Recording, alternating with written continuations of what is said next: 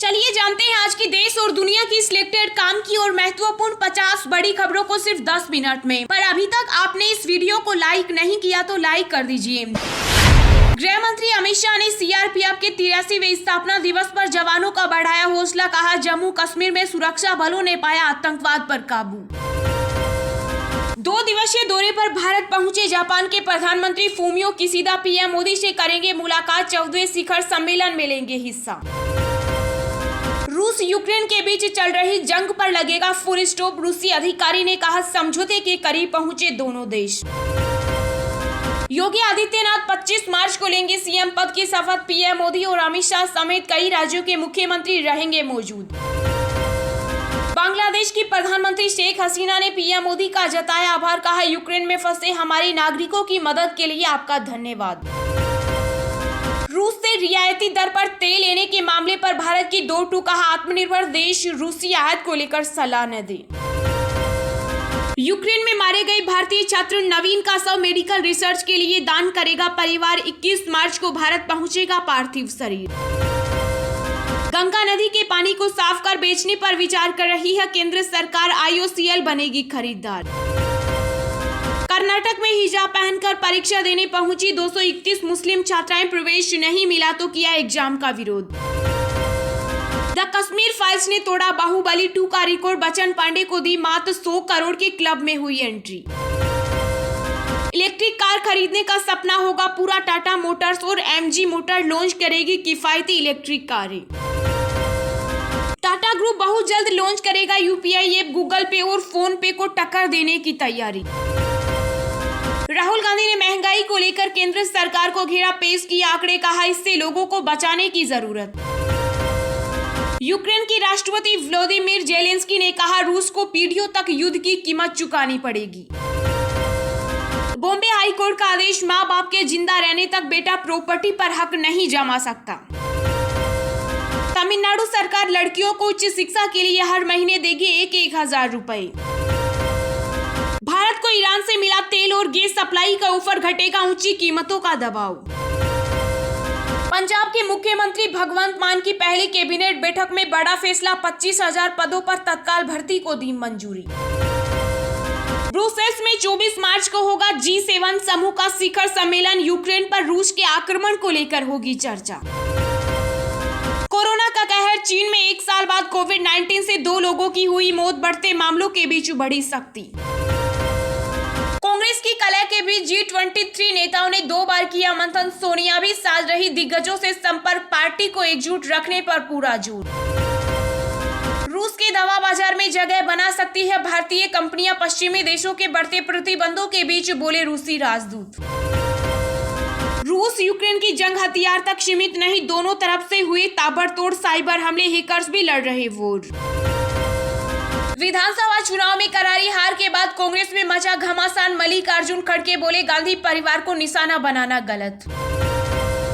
योगी आदित्यनाथ ने गोरखपुर मंडल के बीजेपी विधायकों को दी नसीहत। बोले, जनता की उम्मीदों पर खरा उतरना होगा।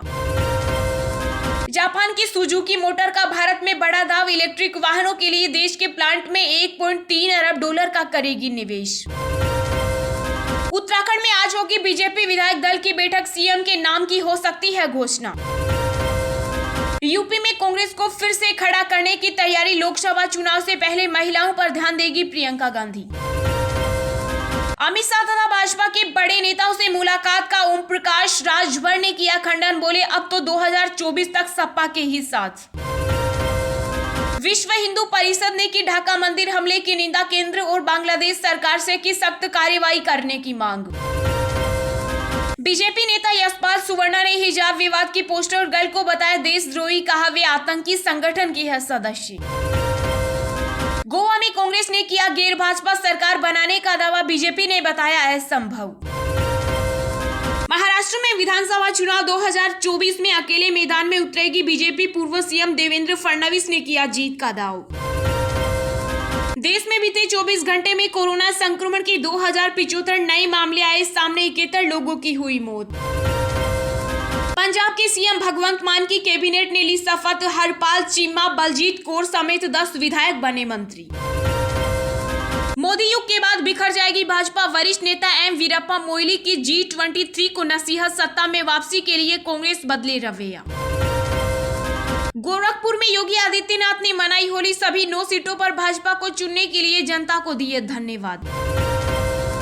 उत्तर प्रदेश के विधान परिषद चुनाव के लिए बीजेपी ने जारी की 30 प्रत्याशियों की लिस्ट, आजमगढ़ में चला बड़ा दांव। यूपी में स्वतंत्र देव सिंह और ब्रजेश पाठक का कद बढ़ाएगी बीजेपी, योगी की कैबिनेट में मिल सकता है डिप्टी सीएम का पद। बीजेपी गठबंधन में शामिल हो सकते हैं ओपी राजभर, यूपी में समाजवादी पार्टी को लग सकता है बड़ा झटका। गोरखपुर में 3 दिन के प्रवास पर रहेंगे सरसंघ चालक मोहन भागवत, स्वयं सेवकों के परिवारों से करेंगे बैठक। गुजरात में कांग्रेस के 10 विधायक भाजपा में हो सकते हैं शामिल, अशोक गहलोत के सलाहकार सैम लोढ़ा ने ट्वीट कर जताई आशंका। यूपी चुनाव के बाद जयंत चौधरी को लगा बड़ा झटका, आरएलडी प्रदेश अध्यक्ष मसूद अहमद ने दिया इस्तीफा। भाजपा विधायक सुभाष फाल देसाई का दावा, प्रमोद सावंत ही होंगे गोवा के अगले मुख्यमंत्री। एनआईए कोर्ट का आदेश, खुकार आतंकी हाफिज सईद और सैयद सलाहुद्दीन पर यूएपीए के तहत दर्ज हो केस। बिहार में 25 मार्च को एमएलए और एमएलसी के लिए कश्मीर फाइल्स की स्पेशल स्क्रीनिंग होगी। गुजरात के बाद अब कर्नाटक के स्कूलों में पढ़ाई जा सकती है भगवत गीता, कांग्रेस ने कहा हम धर्मनिरपेक्षता में करते हैं विश्वास। राजस्थान में आज से शुरू होगी आरएएस मुख्य परीक्षा, 2 पारियों में होगा एग्जाम। आतंकवाद के खिलाफ अहम हथियार नेट ग्रिड के लॉन्च को लेकर एक्शन मोड में संसदीय समिति, गृह मंत्रालय से समय सीमा तय करने को कहा। केरल से कांग्रेस की राज्यसभा उम्मीदवार होगी जेबी मेथर, प्रत्याशी 21 मार्च तक दाखिल कर सकते हैं नामांकन। मध्य प्रदेश में 12 से 14 वर्ष के बच्चों के लिए कोविड-19 रोधी टीकाकरण अभियान 23 मार्च से होगा शुरू। जम्मू कश्मीर में 2 महीने बाद खुला श्रीनगर करगिल राजमार्ग, वाहनों का आवागमन हुआ शुरू। रेलवे का बड़ा ऐलान, होली के बाद भी चलाई जाएगी स्पेशल ट्रेन, जानिए पूरा शेड्यूल। एआईएमआईएम ने शिवसेना को दिया गठबंधन का प्रस्ताव, संजय राउत बोली कल्पना भी नहीं कर सकते। भारत में जल्द लॉन्च हो सकता है OnePlus 10R, शुरू हुई फोन की प्राइवेट टेस्टिंग। एशिया कप के आयोजन को मिली हरी झंडी, अगस्त से सितंबर के बीच श्रीलंका में आयोजित होगा टूर्नामेंट। मिताली राज ने महिला वर्ल्ड कप में रचा इतिहास, सबसे अधिक रन, 50 विकेट, छक्के जैसे 10 रिकॉर्ड भारत के नाम। जेसा 2024 तक रहेंगे एशियन क्रिकेट काउंसिल के मुखिया, एसीसी ने बिना विरोध बढ़ाया कार्यकाल। अब राजधानी दिल्ली में भी सताने लगी गर्मी, लू को लेकर आईएमडी का अलर्ट, अभी बारिश के आसार नहीं। चलिए अब जानते हैं जो आम आदमी के काम की और फायदेमंद खबरें हैं उनको विस्तार से। पर इससे पहले अभी तक आपने इस वीडियो को लाइक नहीं किया तो लाइक कर दीजिए। गृह मंत्री अमित शाह ने सीआरपीएफ के 83वें स्थापना दिवस पर जवानों का बढ़ाया हौसला, कहा जम्मू कश्मीर में सुरक्षा बलों ने पाया आतंकवाद पर काबू। जी हां, जम्मू कश्मीर के मौलाना आजाद स्टेडियम में केंद्रीय रिजर्व पुलिस का 83वां स्थापना दिवस मनाया गया। देश के गृह मंत्री अमित शाह भी इस कार्यक्रम में शिरकत करने के लिए पहुंचे। गृह मंत्री शाह ने जवानों को संबोधित करते हुए कहा कि 2014 में नरेंद्र मोदी के भारत के प्रधानमंत्री बनने के बाद जम्मू कश्मीर की स्थिति में सुधार हुआ है। जम्मू कश्मीर में सबसे बड़ी उपलब्धि यह अपार सफलता है जो हमारे बलों ने राज्य में आतंकवाद को नियंत्रित करने में हासिल की है। केंद्रीय मंत्री ने कहा कि सीआरपीएफ ने लंबे समय से भारत में लोगों को सुरक्षा और सुरक्षा की भावना प्रदान करने का काम किया। गृह मंत्री शाह ने कार्यक्रम में मौजूद जवानों और अधिकारियों को संबोधित करते हुए कहा कि भारत सरकार ने निर्णय लिया है कि सीआरपीएफ की वार्षिक परेड देश के अलग अलग हिस्सों में मनाई जाएगी। अगले कुछ सालों में ऐसा होगा कि हमें सीआरपीएफ या फिर अन्य किसी सुरक्षा बलों को देश की आंतरिक सुरक्षा के लिए शहरों में तैनात नहीं करना पड़ेगा। कश्मीर में बेहतर होते हालात इसका स्पष्ट उदाहरण है। उन्होंने कहा कि हमें भविष्य की चुनौती के लिए अभी से तैयार रहने की जरूरत है।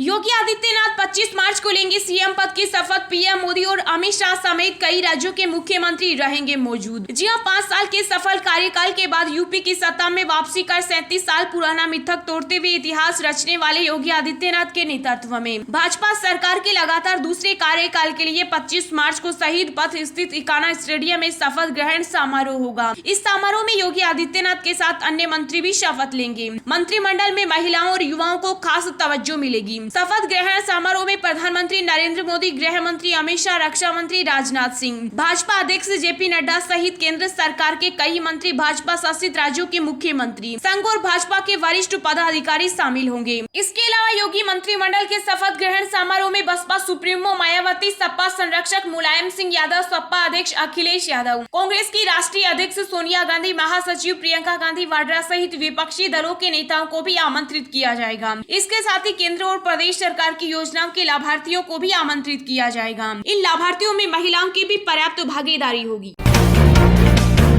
राहुल गांधी ने महंगाई को लेकर केंद्र सरकार को घेरा, पेश किए आंकड़े, कहा इससे लोगों को बचाने की जरूरत। जी हां, देश में बढ़ती महंगाई के बीच कांग्रेस के पूर्व अध्यक्ष राहुल गांधी ने केंद्र की नरेंद्र मोदी सरकार को आगाह किया। राहुल गांधी ने कहा कि महंगाई अभी और बढ़ेगी। साथ ही उन्होंने सरकार से देश की जनता की रक्षा के लिए अब कदम उठाने का अनुरोध भी किया। राहुल गांधी ने कहा कि रूस यूक्रेन युद्ध शुरू होने से पहले ही कीमतों में रिकॉर्ड वृद्धि ने गरीबों और मध्यम वर्ग को कुचल दिया था। उन्होंने कहा कि देश में महंगाई और बढ़ेगी क्योंकि कच्चे तेल की कीमत प्रति बैरल $100 से ज्यादा है। खाद्य कीमतों में 22% की वृद्धि की उम्मीद है। कोविड ने वैश्विक आपूर्ति श्रृंखला को बाधित किया है। पूर्व कांग्रेस अध्यक्ष ने कहा कि भारत सरकार को अब कार्रवाई करनी चाहिए और लोगों की रक्षा करनी चाहिए। पंजाब के मुख्यमंत्री भगवंत मान की पहली कैबिनेट बैठक में बड़ा फैसला, 25,000 पदों पर तत्काल भर्ती को दी मंजूरी। जी हां, पंजाब के मुख्यमंत्री भगवंत मान की पहली कैबिनेट की बैठक चंडीगढ़ में आयोजित की गई। मंत्रिमंडल में कई अहम फैसलों पर चर्चा हुई। सूत्रों के अनुसार भगवंत मान मंत्रिमंडल ने 25,000 पदों पर तत्काल भर्ती को मंजूरी दी है। इसके अलावा पंजाब के बोर्डों, कॉरपोरेशन और सरकारी दफ्तरों में खाली पड़े पदों को भरा जाएगा। ऐसे ही रोज दिन भर की ताजा खबरें पाने के लिए चैनल को अभी सब्सक्राइब करें।